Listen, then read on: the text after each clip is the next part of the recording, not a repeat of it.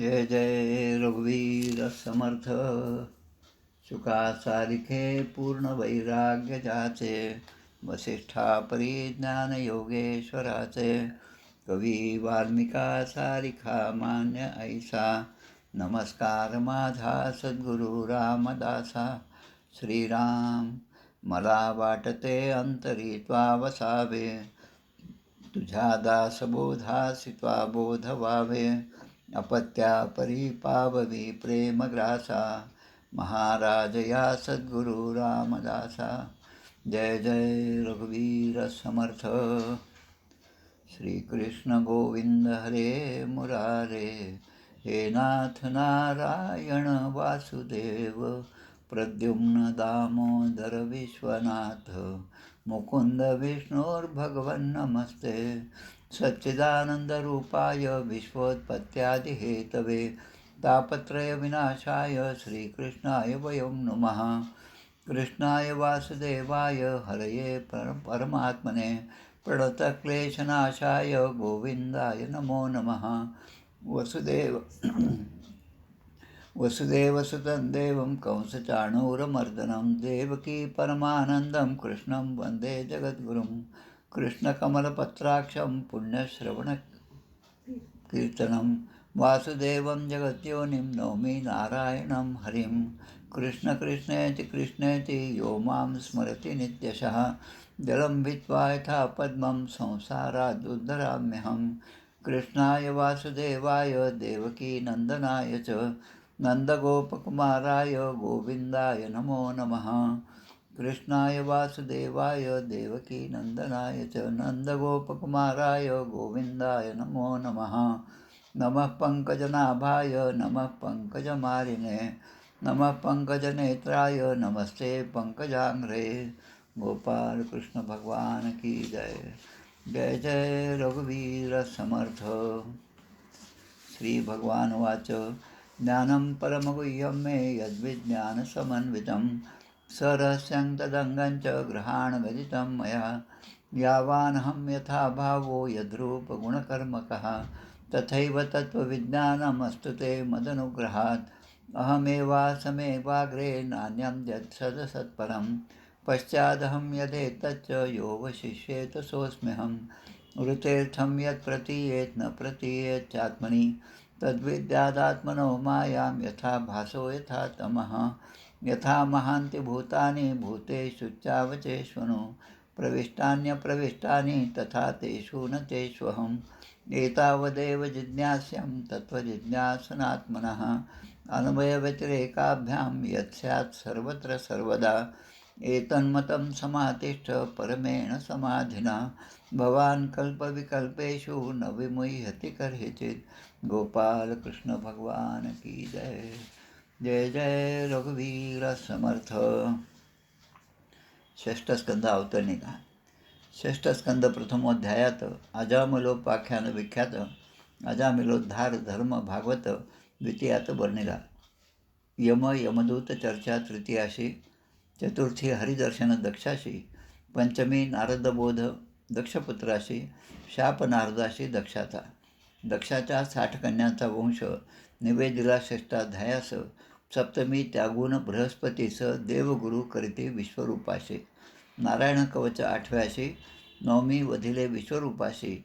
वृत्रासुराने हरविले देवाशी, केली दधीचीशी प्रार्थना. दधीच्या अस्थिवज्राने वृत्रासुराशी युद्ध खेळले. 10व्यात ते ऐकणे. एकादशी वृत्रासुर वीरवाणी. द्वादशी वध वृत्रासुराचा. त्रयोदशी इंद्रा दोष ब्रह्महत्येचा. चतुर्दशी वृत्रासुर पूर्वजन्माचा. पंचदशी बोध चित्रकेतुशी. षोडशी चित्रकेतुशी विरक्ती, संकर्षण दर्शन प्राप्ती. सप्तदशी शापतसे पार्वती चित्रकेतुशी. आदिती दितीचे संतान. अष्टादशी प्रसवले मरुद्गण. 19 वर्णन पुसवन वृत्ताचे. गोपाल कृष्ण भगवान की जय. जय जय रघुवीर समर्थ. श्रीराम जय राम जय राम.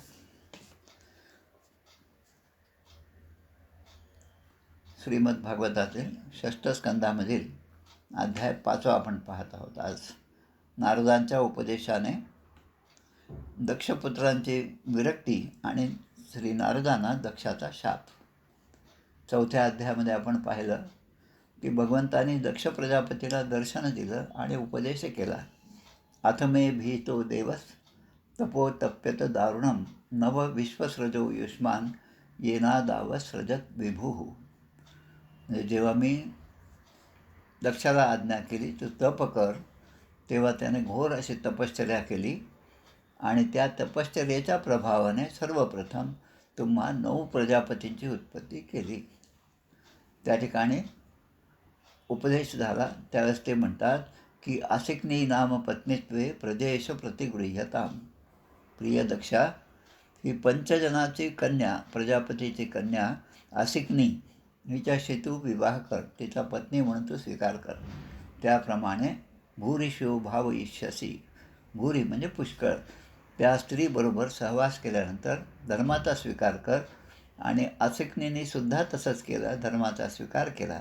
त्यावेळेस त्या दोघांनी मिळून प्रजा उत्पन्न केली. तत्तो अधस्तात् प्रजा सर्वा मिथुनी भूय मायया. सर्व प्रजा माझ्या मायेमुळे स्त्री पुरुष संयोगानेच उत्पन्न होईल असं भगवंताने सांगितलं. आणि त्यानंतर जसा माणूस स्वप्नातून जागा व्हावा आणि स्वप्नात दिसलेलं जे दृश्य आहे ते स्वप्नामधलं दृश्य एकदम लुप्त व्हावं, त्याप्रमाणे भगवंत त्या ठिकाणून अंतर्धान पावले. असा आपला मागचा अध्याय झाला होता. आता या ठिकाणी शुकदेव परीक्षित राजाला सांगतात, सूतजी शौनकादी ऋषींना हे सांगत आहेत, भगवंताची शक्ती प्राप्त झाली, दक्ष प्रजापतीला भगवंताची शक्ती प्राप्त झाली आणि साहजिकच भगवंताच्या शक्तीने दक्ष प्रजापती हे सामर्थ्यवान झाले. त्यांनी 5 जनाची कन्या असिक्नीपासून हर्यश्व नावाचे 10,000 पुत्र निर्माण केले, उत्पन्न केले. हर्यश्व यांचे आईवडील म्हणजे दक्ष प्रजापती आणि असिक्नी, प्रजापतीची कन्या असिक्नी. आता हे जे 10,000 पुत्र होते ते सर्व जवळपास आचरणाने सारखेच होते, शुद्ध असं आचरण असणारे आणि एकाच स्वभावाचे, सत्वगुणी स्वभावाचे ते होते. पित्रा प्रोक्ता प्रजासर्गे प्रतिचिम प्रययुर दिशम. पित्रा म्हणजे वडिलांनी म्हणजे पित्रा, पितृ शब्द जो आहे त्या शब्दाचा तृतीया विभक्ती पित्रा, पितृभ्याम पितृभिः. तर पित्रा वडिलांनी तसा सांगितलं. प्रोक्ता प्रजा सर्गे, वडिलांच्या आज्ञेप्रमाणे सर्ग म्हणजे निर्माण करणं, प्रजा निर्माण करणं आणि प्रतिचिम प्रयुदिशम, त्याप्रमाणे या सगळ्या 10,000 पुत्रांनी तपश्चर्या करण्यासाठी ते पश्चिम दिशेला गेले. आता भारताचा नकाशा लक्षात घ्या आणि सिंधू नदीचं जे नदी वाहते तो नकाशा लक्षात घ्या. म्हणजे अगदी हिमालयापासून निर्माण झालेली ही सिंधू नदी, पंजाब आपण म्हणतो, पाकिस्तानातलं पंजाब आणि आपलं पंजाब, 5 नद्यांचा आब म्हणजे त्या ठिकाणी 5 नद्या ज्या आहेत त्या पुढे सिंधू नदी म्हणून मुख्य नदी आहे आणि ती समुद्राच्या संगमावर, सिंधू नदी ज्या ठिकाणी समुद्राला प्राप्त होते म्हणजे ते ठिकाण म्हणजे नारायण सरोवर त्या ठिकाणी नावाचं एक सरोवर आहे. श्रीमद भागवतामध्ये पंचसरोवर आणि किंवा सप्तसरोवर यांचा उल्लेख आढळतो. त्यामधले प्रमुख जे आहे ते मानस सरोवर आहे, बिंदू सरोवर आहे, पुष्कर सरोवर आहे, पंपा सरोवर आहे. बिंदू सरोवराचा उल्लेख आपला आधीच झालेला आहे, ज्यामध्ये देवहूती माता हिचं आख्यान आपण ऐकलं बिंदू सरोवराच्या तीरावर, ज्या ठिकाणी कर्दम ऋषींनी तपश्चर्या केली होती. त्यानंतर आता जे आहे ते नारायण सरोवर. या नारायण सरोवराच्या काठी आजच्या कराची जी आहे त्या कराचीच्या आग्नेय भागास ज्या ठिकाणी ती सिंधू नदी समुद्राला मिळते तिथला हा वृत्तांत आहे नारायण सरोवर. तत्र नारायण सरस्तीर्थम सिंधू समुद्रयोः संगमो यत्र सुरन मुनिसिद्ध निवेशिता. आणि त्या ठिकाणचं हे आख्यान आहे आणि त्या ठिकाणी या 10,000 पुत्रांनी त्या सिंधू सरोवर त्या नारायण सरोवरामध्ये स्नान केलं. आणि त्याचा परिणाम काय झाला हे इथं 3 श्लोकामध्ये सांगितलेलं आहे. नारायण सरोवरामध्ये, पवित्र अशा सरोवरामध्ये स्नान केल्याबरोबर हे हरिवश्य जे होते, हरियश्व 10,000 पुत्र, ते त्यांचं अंतःकरण निर्मळ झालं. आपलं अंतःकरण, आपलं मन हे कलुषित असतं. अनेक हेवे दावे, दुःख, अशांती, त्यानंतर आसक्ती, अशा अनेक कारणाने ते मलिन झालेलं असतं. आणि ते मलिन झालेलं चित्त, ते अंतःकरण त्या ठिकाणी त्यांनी स्नान केल्यावर ते शुद्ध झालं. आणि त्याचा परिणाम काय झाला तर संन्यास घेण्याची बुद्धी त्यांच्यामध्ये उत्पन्न झाली. धर्मे पारमहंसेच प्रोत्पन्नम अतोप्युतः. आणि मग ते म्हणतात की अरे हर्यक्षानो, कारण यांचं त्या ठिकाणी स्नान झालं आणि ते जेव्हा बाहेर आले तसं प्रजा विवृद्ध यत्तान देवर्षिस्तान ददृशु ह. देवर्षी म्हणजे देवर्षी नारद, स्थान म्हणजे त्यांना पाहिलं. आणि नारदाने त्यांना पाहिल्यावर नारद त्या ठिकाणी म्हणतात, अरे हर्यक्षानो, या सगळ्या 10,000 पुत्रांना म्हणतात, तुम्ही दक्ष प्रजापतीचे पुत्र असलात तरी मूर्ख आहात. सरळ सरळ नारदांचं बोलणं. कारण या भूचा तुम्ही अंत पाहिलेला नाही. ही जी भूमी आहे ती कुठून कुठपर्यंत आहे म्हणजे याचा विचारसुद्धा केला नाही तुम्ही. पंचमहाभूत यांचासुद्धा विचार नाही केला. आणि ते 3 गुण जे आहेत तीसुद्धा तुम्ही त्याच्याबद्दलचा सखोल विचार विवेकदृष्टीने केला नाही. आणि तुम्हाला पित्रा प्रोक्ता प्रजा सर्गे, तुमच्या वडिलांनी तुम्हाला प्रजा निर्माण करण्याची आज्ञा केलेली आहे. आणि तुम्ही हे जर तुम्ही केलं नाही तर तुम्ही कसे विचित्र असं तुमच्याकडून काम होईल. म्हणून तुम्ही आता माझं जे म्हणणं आहे ते ऐका. नारदांनी हर्यश्वांना नारद म्हणतात, तथैकं पुरुषं राष्ट्रं बिलं चादृष्ट निर्गमं बहुरूपां स्त्रियं चापी पुमांसं पुश्चली पतिम. आता या ठिकाणी 10 गोष्टी दिलेल्या आहेत 3-4 श्लोकामध्ये. त्या 10 गोष्टी महत्त्वाच्या आहेत. आणि महर्षी व्यासांनी पुढे शुकदेवांच्या तोंडून पुढे 10 श्लोकामध्ये याचे उत्तरंसुद्धा दिले आहेत. त्या 10 गोष्टी काय ते आधी पाहून घेऊ आपण. ते म्हणतात की असा एक देश आहे की जिथे एकच पुरुष आहे. दुसरा असा आहे की त्या ठिकाणी एक विवर आहे. विवर म्हणजे जमिनीमध्ये एक छिद्र आहे किंवा एखादी जसे शिवतरगळ आहे तसं विवर आहे त्या ठिकाणी. त्यामध्ये एकदा प्रवेश केला की तिथून बाहेर पडण्याचा रस्ताच नाही. एक अशी स्त्री आहे जी बहुरूपिणी आहे, अनेक प्रकारचे रूप धारण करणारी स्त्री आहे.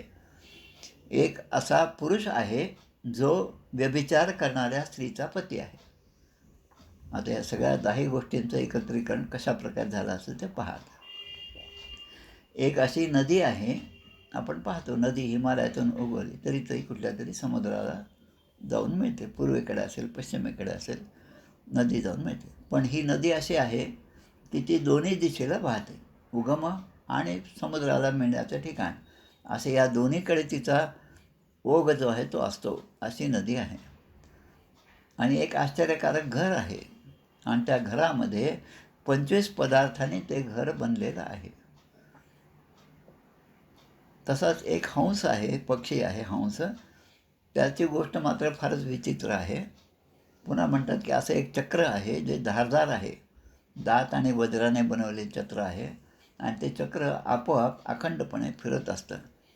हर्यक्षानो, जोपर्यंत तुम्ही पित्याची आज्ञा नीट समजून घेत नाहीत तोपर्यंत तुम्ही सृष्टी कशी निर्माण करू शकता, असा प्रश्न नारदांनी हर्यश्वांना केलेला आहे.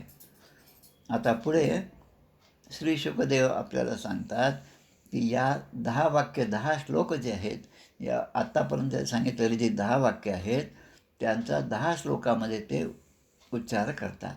एक एक आपण समजून घेऊया. की ही भूचा तुम्ही अंत पाहिला नाही. तर भू म्हणजे काय? स्थूल, सूक्ष्म, कारण आणि महाकारण हे 4 देह आहेत आपण जाणतो. स्थूल देह हा पंचभौतिक आहे. सूक्ष्म देह हा वासनात्मक आहे, त्यालाच आपण लिंग शरीर असं म्हणतो. आणि लिंग शरीर किंवा वासनात्मक देह ज्या ठिकाणी वासना निर्माण होतात आणि त्या वासना राहिल्यामुळे जीवाला पुन्हा पुन्हा जन्म घ्यावा लागतो. मग आता हे लिंग शरीर जे आहे हे त्याला भू असं म्हटलेलं आहे या ठिकाणी श्रीमद भागवतामध्ये. त्याचा अंत म्हणजे ह्या वासनेचा अंत कधी होईल आणि ही वासना कशा प्रकारची आहे ते तुम्ही आता शोधून घ्या. त्या वासनेचा विनाश म्हणजे आता वासनाच निर्माण होणार नाही अशी अवस्था जर तुम्हाला करता आली तरच तुमच्या हातून होणारे कर्म जे आहे ते सत्कर्म होणार आहेत. अन्यथा एक एक वासना निर्माण होईल, तिच्या पूर्तीसाठी तुम्ही कर्म कराल आणि त्या कर्माच्या बंधनामध्ये तुम्ही अडकाल, पुन्हा नवीन वासना निर्माण होईल आणि असं होता होता जसं आपण अर्थशास्त्रामध्ये म्हणतो bonds are more but the means to satisfy the bonds. म्हणजे गरजा खूप आहेत पण त्या पूर्ण करण्यासाठी जे आपल्याजवळचे संसाधन आहेत ती मात्र निश्चितच कमी असतात. मग असं झाल्यामुळे या दोघांचा ताळमेळ कसा लागणार. पुढे म्हणतात की आता एकच पुरुष आहे. आता एक पुरुष कसा, मीराबाईच्या भजनामध्ये एक पुरुष आहे, मेरे तो गिरधर गोपाल दुसरा नकोय, आणि त्याच्याशिवाय जे आहे ते सगळे स्त्रियाच आहेत. संत रोहिदास यांना भेटायला जेव्हा मीराबाई गेल्या, रोहिदास म्हणतात झोपडीच्या बाहेर मीराबाई थांबलेल्या आहेत आणि ते म्हणतात की मी स्त्रियांना दर्शनं देत नसतो. तेव्हा मीराबाईंचं भजन जे आहे की एकच या ठिकाणी पुरुष आहे आणि त्याचाच आश्रय सर्वजण घेतात आणि त्याशिवाय दुसरा कोणाचाच आश्रय नाही. तेच स्वतः भगवान आहेत. आणि मग त्या परमात्म्याला आपण शरण गेलं पाहिजे, त्याला समर्पित झालं पाहिजे. आणि त्याला जेव्हा आपण समर्पित होऊ तेव्हा यत करोसी यद अश्नासी यद जुहोसी ददासी यत तपस्सी कोणतेय, म्हणजे आपलं सगळी कर्म त्याला अर्पण करील. आणि ते जर तुम्ही नाही केलं तर तुमच्या हातून घडणारं प्रत्येक कर्म जे आहे त्या कर्माचं फळ हे तुम्हाला भोगावंच लागणार आहे. पुढे अजून सांगतात एका श्लोकात, पुमान नैवेती यद गत्वा बिलस्वर्गम गतो यथा. जसा पाताळात बिलस्वर्गम पाताळामध्ये गेलेला माणूस पुन्हा परत येत नाही, तसा जीव ज्याला प्राप्त झाला तो या संसारामध्ये पुन्हा येत नाही, कारण तो जर मुक्त झाला तर. पण स्वतः तो ज्योतिस्वरूप आहे, अखंड त्यामध्ये भगवंताचं वास्तव्य आहे.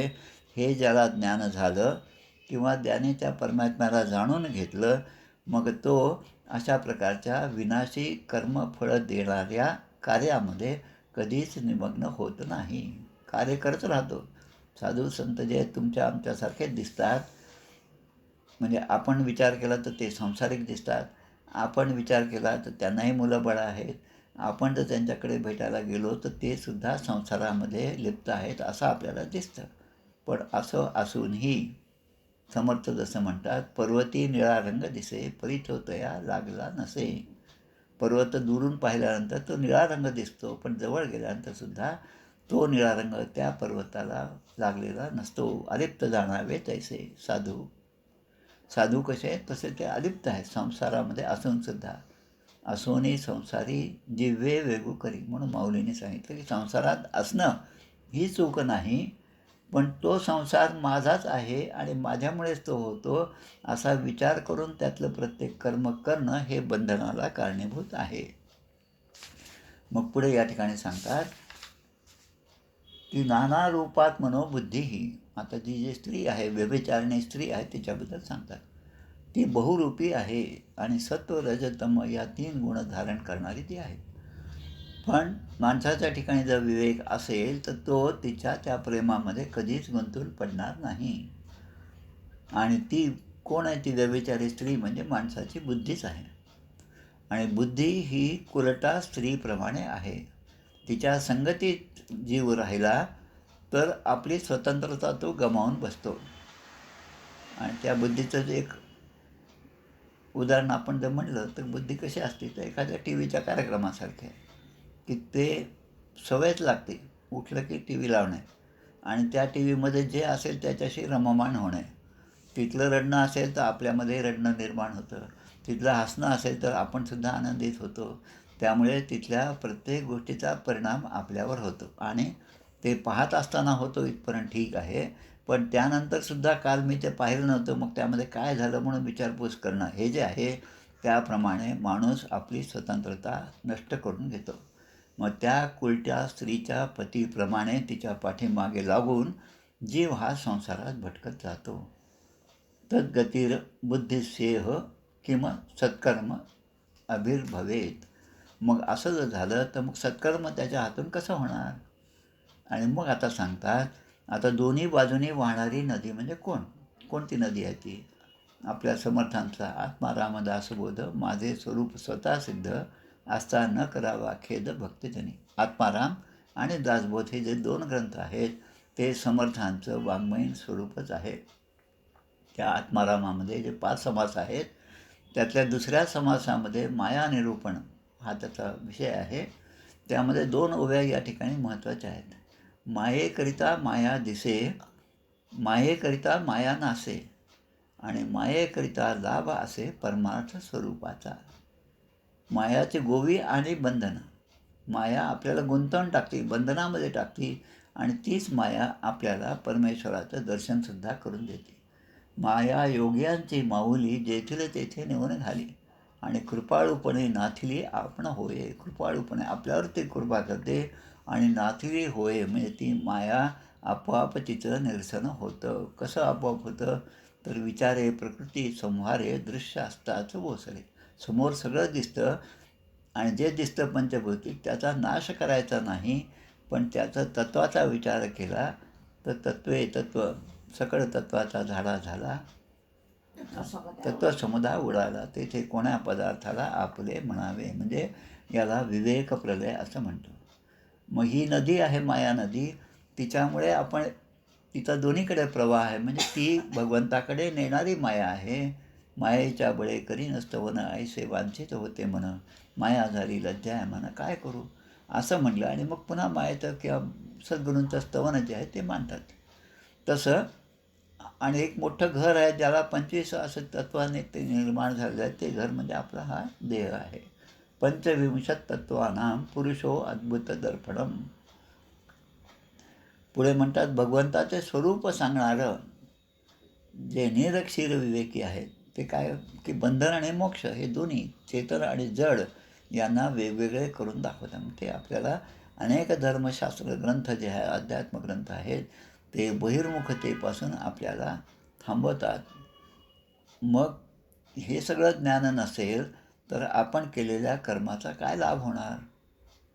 मग पुढे सांगतात एक चक्र आहे. ते चक्र म्हणजे कसं आहे, ते धारदार सूर्याप्रमाणे आहे आणि वज्राप्रमाणे तीक्ष्णसुद्धा आहे, आणि ते चक्र आपल्याला त्याच्याकडे ओढून घेत असतात. आणि ही गोष्ट न जाणता कर्माची फळं नित्य आहेत असं जो समजतो तोच मूर्ख आहे असं म्हणतात. आणि मग आता पिता शास्त्र हाच पिता आहे. तस्मात शास्त्रम प्रमाणंते कार्याकार्य व्यवस्थित. प्रमाण काय आहे तर शास्त्र, अध्यात्मशास्त्र, अनेक ग्रंथ यांना प्रमाण मानून त्याप्रमाणे वर्तणूक केली पाहिजे. आणि ती करत असताना केलेल्या कर्मापासून माणसाने निवृत्त होणे हेच त्यातला मग चांगला मार्ग आहे. असा सगळा उपदेश केला 10 श्लोकामध्ये. आणि इति व्यवसिता राजन हरियश्वा एकचेतसः. या 10,000 पुत्रांनी देवर्षी नारदांनी केलेला उपदेश सगळा श्रवण केला चेतसः एकचित्ताने. आणि प्रययुस्तम परिक्रम्य पंथान अनिवर्तनम. आणि मग देवर्षी नारदांना साष्टांग दंडवत घालून हे सगळे 10,000 पुत्र जे आहेत ते आता मोक्ष मार्गाच्या प्राप्तीसाठी त्या ठिकाणी निघाले, प्रदक्षिणा करून निघाले. आता पुढे सांगतात नाशम निशम्य पुत्राणां. जेव्हा प्रजापतीला हे कळलं, प्रजापती म्हणजे या 10,000 पुत्रांचे वडील, आता माझ्या मुलाला कुणीतरी नादी लावलं आणि तो चांगल्या मार्गाला असताना त्याला कुठेतरी दुसऱ्या मार्गाला ज्याने नेलं त्याच्याबद्दल साहजिकपणे बापाच्या मनामध्ये राग उत्पन्न होतो. तसं या ठिकाणी दक्ष प्रजापतींना कळलं आणि ते रागवायला लागले. कोणाला? नारदांच्या उपदेशामुळे असं झालं. आणि म्हणून त्या नारदांना मी आता पाहून घेतो, जसं आपण भाषेत बोलतो तसं या ठिकाणी म्हणलेलं आहे. मग त्याचं अजून एक उदाहरण दिलेलं की माणसाच्या ठिकाणी किंवा आपल्या संसारामध्ये सत्पुत्र असणे हे सुद्धा एक शोकाचेच कारण आहे. सत्पुत्र, आता सत्पुत्र नसेल तर काय होईल, तर संसारापासून विरक्ती, आणि सत्पुत्र असेल तर काय होईल, संसारामध्ये बंधनं. हे दोन्ही गोष्ट म्हणजे आहेत, पुत्र आहे, त्या पुत्रानेच आपल्याला मोक्षप्राप्ती आहे, आणि तो पुत्र नसतानासुद्धा आपल्याला दुःखच आहे. मग हे असो किंवा ते असो, पण त्यापेक्षा जे भगवंताने दिलं त्यामध्ये समाधानाने संसार करणं आणि त्या संसारापासून अलिप्त राहून सगळी कर्म भगवंताला अर्पण करणं हाच एक चांगला मार्ग आहे. त्या ब्रह्मदेवानी दक्ष प्रजापतींचे सांत्वन केलं आणि असिकनीपासून आता आधीचे 10,000 पुत्र होते, आता त्याच असिकनीपासून आणि या राजापासून शबलाश्व नावाचे 1,000 पुत्र उत्पन्न केले. आता आधीचे 10,000 पुत्र होते, पण या नारदांच्या उपदेशामुळे ते सगळे वाया गेले असं त्या बापाला वाटायला लागलं. आता हे 1,000 जे आहेत त्यांचं नाव शबलाश्व. आता हे तरी आपल्या सांगण्याप्रमाणे प्रजासर्ग निर्माण करतील असं त्यांना वाटत होतं. आता या शबलाश्वानी काय केलं की त्याच नारायण सरोवरामध्ये पुन्हा स्नान केलं, अंतःकरणातील मळ जे आहे ते धुतले आणि प्रणवाचा उच्चार करीत करीत ते तपश्चर्या करू लागले. काही महिने जसं ध्रुवाने तपश्चर्या केली त्याप्रमाणे काही महिने केवळ पाणी पिऊन, काही महिने केवळ हवा भक्षण करून त्यांनी आपलं तप केलं. आणि ते करीत असताना त्यांना जो मंत्र उच्चार केला तो मंत्र जो आहे तो या ठिकाणी दिलेला आहे 28व्या श्लोकात. ओम नमो नारायणाय पुरुषाय महात्मने विशुद्ध सत्वधिष्ण्याय महाहंसाय धीमही. गायत्री मंत्रासारखे शब्द यामध्ये आहेत. ओम नमो नारायणाय पुरुषाय महात्मने. नमो नमो नमः योगे का विभक्ती असा प्रश्न संस्कृतमध्ये असतो. नमः योगे चतुर्थी विभक्ती, चतुर्थीमध्ये हे शब्द येतात. नारायणाय, महापुरुषाय, लक्ष्म्यै, लक्ष्मी इकारांत दीर्घ असल्यामुळे ते लक्ष्मीही होतं. देवतायै, कारण देवता असल्यामुळे स्त्रीरूप असेल तर देव असेल तर देवाय, तसं या ठिकाणी हा मंत्र आहे. आणि हे सगळे 1,000 शबलाश्व जे आहे ते या मंत्राचा जप करीत होते, भगवंताची त्यांनी आराधना केली. आणि हे सगळे प्रजापतीच्या सांगण्याप्रमाणे प्रजानिर्मितीसाठी हा जप करत होते. आता नारदांनी पुन्हा त्या ठिकाणी येऊन दाक्षायणाः संशृणुत गदतो निगमं मम अन्विच्छतां अनुपदवीं भ्रातॄणां भातृवत्सलः. नारद त्या ठिकाणी उपदेश करतात, तुमचे जे ज्येष्ठ बंधू होते, 10,000 बंधू होते, ज्या मार्गाने ते गेले त्याच मार्गाने तुम्ही सुद्धा जा आणि त्यांचं अनुकरण करा. जो धर्म जाणणारा भाऊ आपल्या मोठ्या भावांच्या श्रेष्ठ आचरणाचे अनुकरण करतो तो पुण्यवान पुरुष परलोकात मरुद्गणांच्या मध्ये राहून आनंद उपभोगतो. स पुण्यबंधू पुरुषो मरुद्भिः. आणि ते मरुद्गण झाले अशी कथा पुढे येणार आहे आपल्याला. आणि अशा प्रकारे त्या शबलाश्वांना सुद्धा नारदानेच उपदेश केला आणि नारद तिथून निघून गेले. आता काही गोष्टी फार महत्त्वाच्या या ठिकाणी सांगितलेल्या आहेत. वृत्ती अंतर्मुख होण्यासाठी योग्य, अत्यंत सुंदर आणि भगवत प्राप्तीसाठी अनुकूल अशा मार्गाने ते यात्रेकरू झाले. हे 1,000 जे होते शबलाश्व ते जसं एखादं यात्रेकरू निघून गेलेलं रात्रीप्रमाणे, म्हणजे एक रात्र निघून गेली तर ती पुन्हा परत जशी येत नाही तसं हे आपल्या मार्गाने गेले आणि पुन्हा परत आले नाही. दक्ष प्रजापतीला इकडे आता अपशकुन होऊ लागले आणि त्यावेळेस त्यांच्या लक्षात आलं, जसे माझे 10,000 पुत्र या नारदाने वाईट मार्गाला लावले. वाईट मार्ग म्हणजे प्रापंचिक माणसाच्या दृष्टीने वाईट मार्गाला. फार बुवाबाजी करू नको, फार माणसाच्या नादी लागू नको, गुरु फार करू नको, आणि असं केलं तर संसारामध्ये तुझं लक्ष राहणार नाही. आपल्या आद्य शंकराचार्य यांच्या आईचा जो संवाद त्यांचा आहे, 7-8व्या वर्षी असताना आद्य शंकराचार्य नदीमध्ये स्नानाला गेले. आता ही सगळी भगवंताची लीला, आचार्यांची लीला आणि ते त्या ठिकाणी पाण्यामध्ये असताना म्हणतात, मगरीने माझा पाय पकडला आहे. आता आईला म्हणतात, तू मला जोपर्यंत संन्यासाश्रम स्वीकारण्याची आज्ञा देत नाही तोपर्यंत हा मगर मला सोडणार नाही.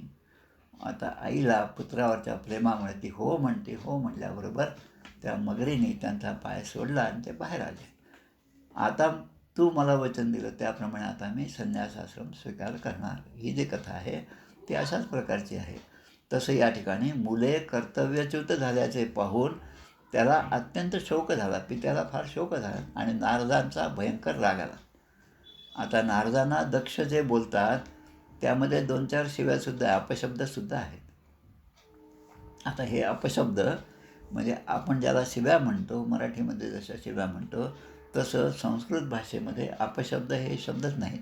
म्हणजे असं शिव्या देणारे जे शब्द आहेत ते शब्दच नाहीत.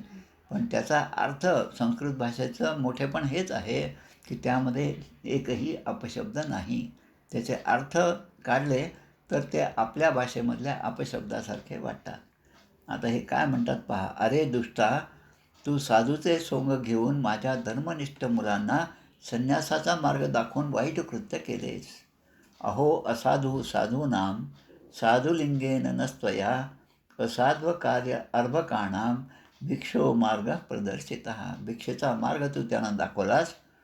धर्मनिष्ठ असे माझे मुलं होते आणि तू साधूचं सोंग घेतलं आहे, पण असाधू असं तुझ्याकडून सगळं कृत्य झालेलं आहे. नारदांना ते म्हणतात. ऋणे स्त्रीभिर 3 प्रकारचे ऋण माणसाला फेडावे लागतात. ऋषी ऋण आहे, देव ऋण आहे आणि पुत्र उत्पत्तीने पितृ ऋण, असे 3 ऋण फेडावे लागतात. आणि माझे मुलं तेच करत होते, पण तू त्याला मात्र अनमार्गाचा तू त्यांना उपदेश केला, म्हणून तू पापी आहेस, नारदांना ते म्हणतात. आणि तू या दोन्ही लोकांच्या सुखाचा घात केला त्यांच्या, म्हणजे लौकिक नाही आणि अलौकिक नाही. तसा तू निर्दय आहेस. एकत्वम निरअनुक्रोशो बालानां मतिभिद हरे, की त्या बालकांची मती जी आहे तिच्यामध्ये बुद्धिभेद तू निर्माण केला. न जनेत बुद्धिभेदम गीतेमध्ये म्हणलेलं आहे. भगवंताच्या पार्श्वबळामध्ये राहूनसुद्धा तू आपल्या कीर्तीला कलंक लावलेला आहेस, तू निर्लज्ज आहेस, अशा प्रकारे ते बोलतात त्या ठिकाणी. आता जो उपदेश आहे तो उपदेश फार महत्त्वाचा आहे आणि असाच उपदेश पूर्वी 5व्या दशकामध्ये 5व्या स्कंदामध्ये 1ल्या अध्यायामध्ये ब्रह्मदेवांनी प्रियव्रतांना केलेला आहे. प्रियव्रतांना उपदेश केला तो आणि हा उपदेश जवळपास सारखाच आहे. त्यामध्ये ते वैराग्याबद्दल सांगतात.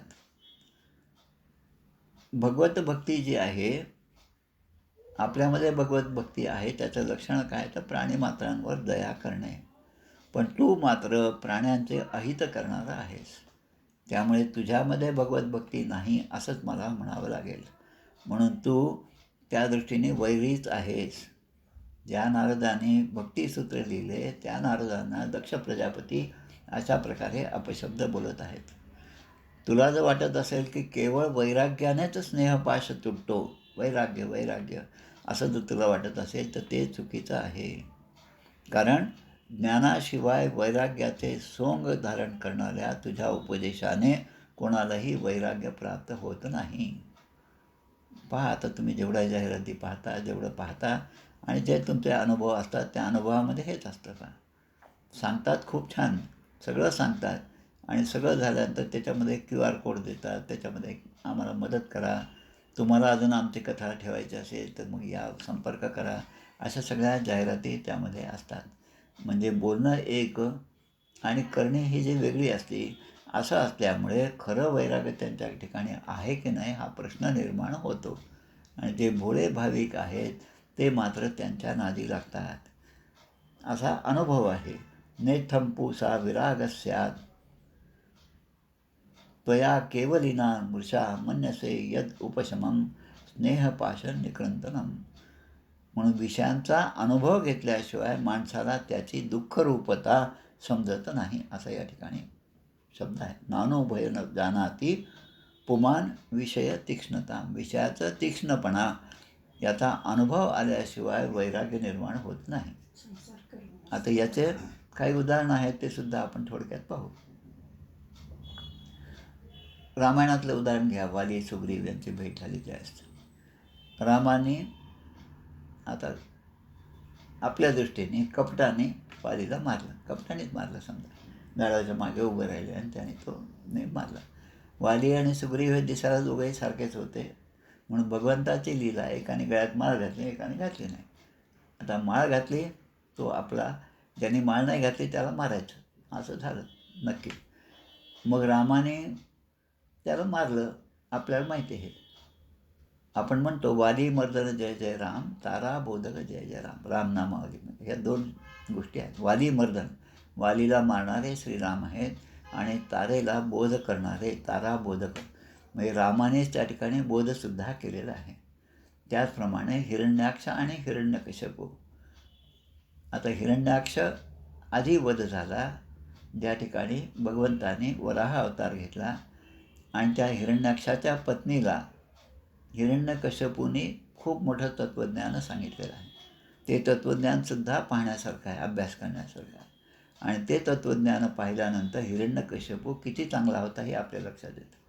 पुढे रामायणाच्याच प्रसंगामध्ये लक्ष्मण जेव्हा बेशुद्ध होतात, रात्रीची वेळ आहे, लक्ष्मण बेशुद्ध झाला. आता माझा भाऊ गेला, तो बेशुद्ध झाला, आता मी जिवंत राहून काय करू. रामाने मोठा विलाप केलेला आहे.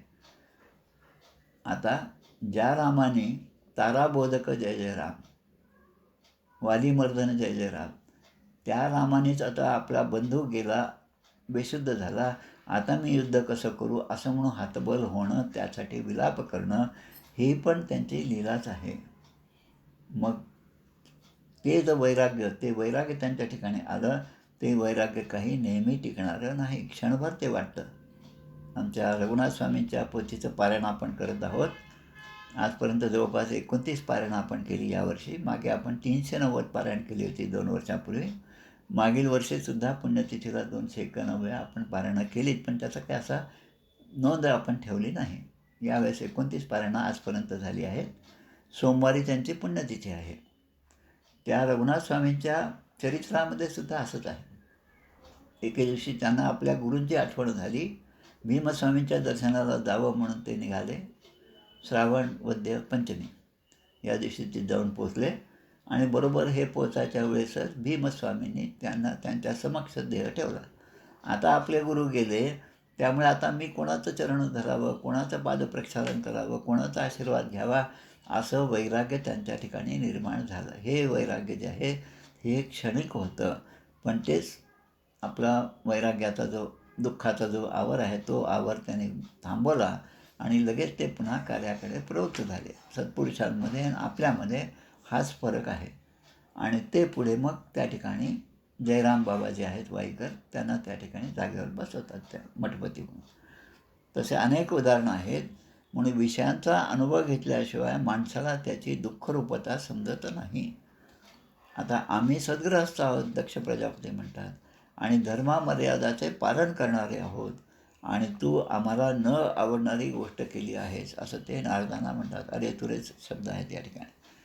ते पण आम्ही सहन केलं. 10,000 मुलांना तू वाईट मार्गाला लावलंस, म्हणजे संन्यासाश्रम किंवा एखाद्या तपाला तू लावलंस, याला वाईट मार्ग म्हणतात. ते सुद्धा आम्ही सहन केलं.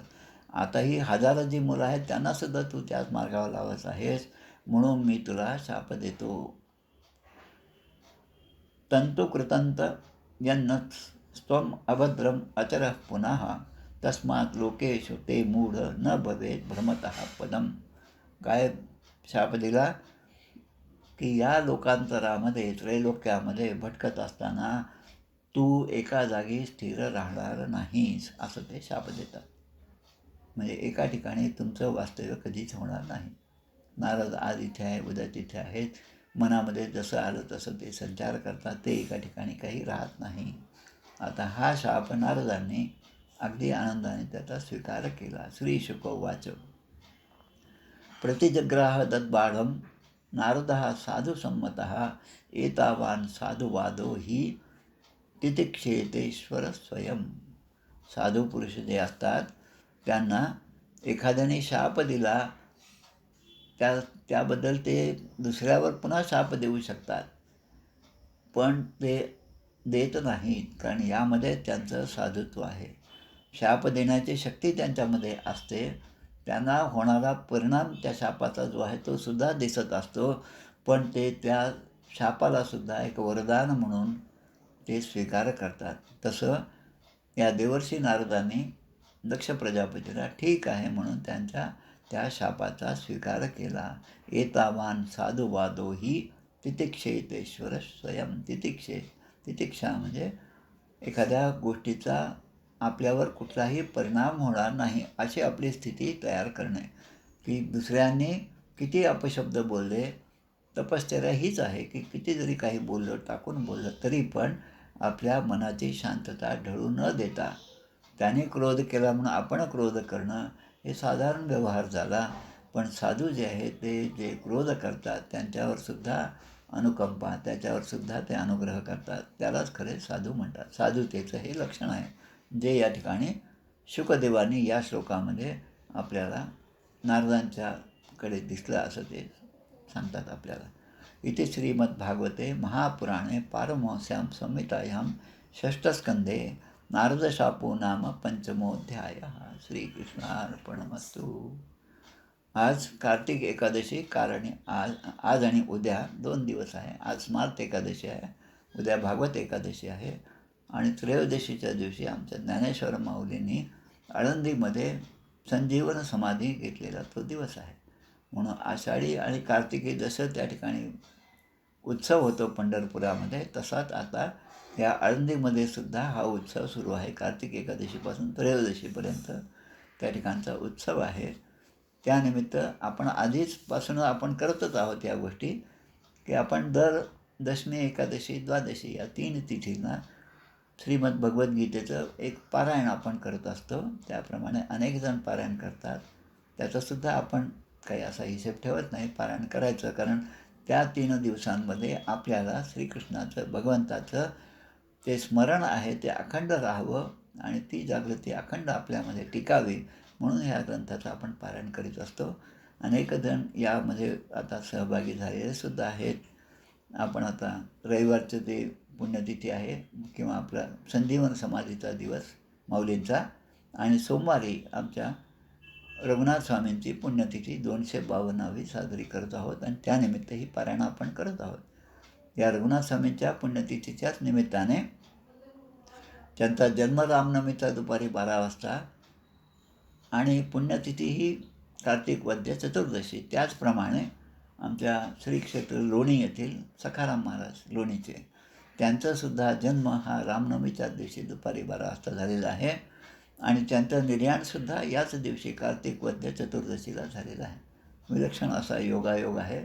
त्यानिमित्ताने आपले जे पारायण आहे, दर सोमवारी आपण सखाराम महाराजांचं पारायण करतो ते, आणि रघुनाथ स्वामींच्या पारायणाच्या निमित्ताने आपण जी पोथी आपण पाठवली त्याप्रमाणे आपण सर्वांनी पारायण केलं.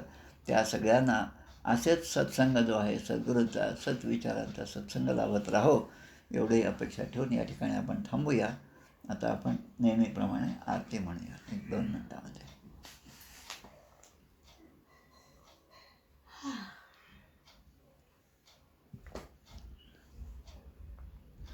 जय हो जय श्री भागवता, आरती करी तुझ भगवंता. जय हो जय श्री भागवता, आरती करी तुझ भगवंता.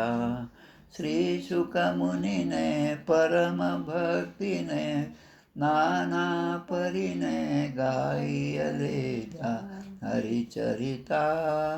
आरती करी तुझ भगवंता. वेद तरुचे मधुर फळ, स्वादुरसे जे सोज्वळ. आत्मा राम मुनी अचळ, सेवुनी करीती जन सफळ. महापर्वणी आली अवनी की अगहरणी, भवजलतरणी ती पतिता. आरती करी तुझ भगवंता. येथे व्यासाची वाणी, सार्थक हरिगुण गावोनी. शास्त्र पुराणी मुकुटमणी परम प्रेमामृत जननी सहज सेविता भाविक भक्ता उदारदाता मोक्ष तत्वता देहाता आरती करी तुझ भगवंता गमते जणू मानस तीर्थ द्वादश सोपाने युक्त मल भक्ती जले भरित विहरे हरिहंस चितेथ श्लोक सुकुमले संत अलिकुले सेवुनि रमले भान विसरले रस पिता आरती करी तुझ भगवंता अपार महिमा ग्रंथाचा वदवे ना कोणासाचा मेवा कविवर संताचा प्राणची कीर्तनकारांचा धनुबोधाचा स्वयंप्रभेचा द्वादश कळीचा रवी अंतरीचा तमहरता आरती करी तुझ भगवंता ग्रंथ नवे हा श्रीकृष्ण गीते वेधी मन पूर्ण अनन्य होता या शरण खचित टळे जन्म मरण त्रिताप जाती चिरये शांती नाथै वदती रामपदी ठेवी माथा आरती करी तुझ भगवंता जय हो जय श्री भागवता आरती करी तुझ भगवंता गोपाल कृष्ण भगवान की जय जय जय रघुवीर समर्थ